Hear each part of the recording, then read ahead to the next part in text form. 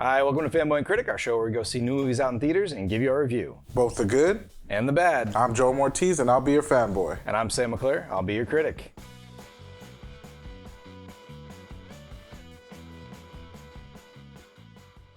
This week on Fanboy and Critic, we went to go see Knock at the Cabin, directed by M. Night Shyamalan, starring Jonathan Goff, Ben Aldridge, Dave Bautista, and Rupert Grint. If you don't know what Knock at the Cabin is about, it's a horror thriller about a family in a cabin, and some religious people show up and give them an offer of a sacrifice to save the world. That's not a spoiler, that's in the trailer. It's pretty much well said. M. Night Shyamalan is back. I know you're a huge, what's his fan club called? Shyamalanians? Really? I didn't even know he had a fan base like that. I made that up. I am a fanboy of M. Night. What did they do good with this movie? What had you? What had me about this movie? Yeah, what had you? I mean, just him sticking to his roots. I mean, he just does so good with the plot and like building up that suspense. So, and surprisingly with this movie, you jump right into it. Like usually he kind of like builds it up, but no, immediately from the very first scene, you're just like, what the hell is going on? And it just keeps going on from there forward. And I really like that. I mean, the suspense, the build up, and a lot of the killing in this was pretty gruesome. I mean, they didn't show much of it, but it was still kind of unexpected. It happened real early in the movie, which I was kind of surprised about. And I think the acting was really great. Yeah. I think everyone was really good. That little girl was terrific. Yeah. Batista was, for a big ogre of a beast he is, he was just so calm throughout the movie, but still held that presence of like, I'm kind of scared of this guy, even though he wasn't supposed to be a bad guy. But yeah, the actors did really good. The suspense, the thriller, and was just great. Yeah, I agree. I think the acting was really good. I think that was probably the best part about this. I think they did character pretty well. There's some parts of the movie, I try not to spoil it for people out there, but there are character choices where like the characters are doing things and it's a horror movie, so they're doing the dumbest thing. And it's like, okay, we have to suspend a lot of disbelief to just kind of get through certain parts of it. Like there's definitely like a lot of good things going on here, but there's a lot of those moments that you expect out of a horror movie. You're like, why are you doing that? No rational person would do that, but I guess the story has to continue forward. I also I don't like how non-ambiguous it is, the ending. So I do think like what I didn't like about the ending was that it wasn't vague. Like a lot of movies end very vague and you're like, well, I want to know. But this is not that type of movie. Like I really wanted there to be like two potential like things happening here. Cause like there's a lot going on where it's like, okay, is this coincidence or is this not coincidence of like all the things that are happening? Like it's in the trailer, like this religious group is saying like, okay, you need to sacrifice one of the members of your family or these bad things are happening. And they played it really well at the beginning and at the vagueness of it, but then towards the end it gets more and more clear.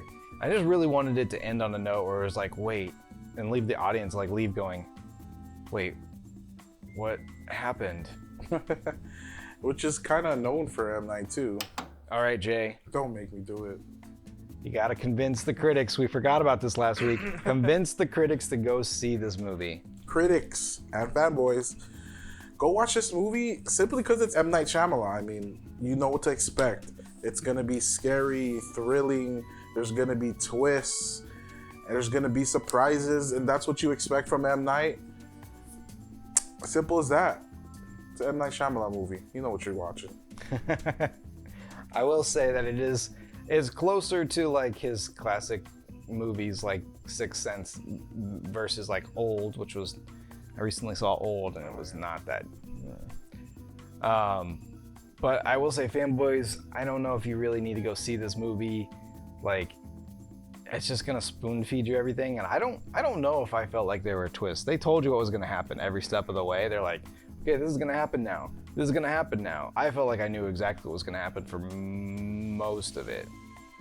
There was one scene in the shower that I didn't know was gonna happen. Oh yeah, I was so surprised. That was a decent scene. It held a lot of tension, and it paced out just right. There's a shower scene. If you go see it, you'll know. But other than that, yeah, fanboys, I mean, you don't need to be shown exactly what's going to happen before it happens in a movie. That's not as exciting. Let's rate this movie. Where am I at the ratings? Yeah. Do we need a recap? No, we don't need a recap because I hated it. You really hated it? I hated it. So it made you angry. Yeah, I'm angry. Okay. Like you said, I'm a fan of his stuff, but this was definitely not it. I mean, you mentioned Old being, at least Old had a good ending to it. This was just terrible. I mean, I enjoyed the very first half of the movie, you know, when he's winding us all up, but it just unravels midway of this movie, and you completely know how it's gonna end. There's not a big shocker, and yeah, I completely hated it. He dropped the ball on this. Yeah, I do think the last half was not as strong as the first half, and the first half was all character driven, and the last half was like, all right, let's see how we can just unroll what it's built up to be, and it doesn't quite hit. I'm just gonna go with why. Like I don't know. I feel like my time was a little bit wasted, but I'm not like mad. I'm just like, well, why did you make this movie? What were you trying to say? Like, what were the feelings you were trying to evoke? There were some genuinely good moments in there, and the acting was top notch. I think the acting was fantastic. Yeah. I think this may be Dave Bautista's best performance. I haven't seen everything he's done, but like it was pretty good. He was really good. All right, fanboys and critics, thanks for watching. Make sure to like, subscribe, leave a comment below. Go check out the Patreon if you want to support the channel. And we'll see you next week. Actually, probably, I think it's 2 weeks for Ant-Man and the Wasp. Quantumania. Woo! I had to say it weird because I didn't know if I was going to say it right at all, so I had to like force it out. It threw me off. But anyways, we'll see you for the next review. All right, I'll try it again. I'm doing this a lot today. I don't know why. My mom laughs at that. She's always like, oh, you in your head.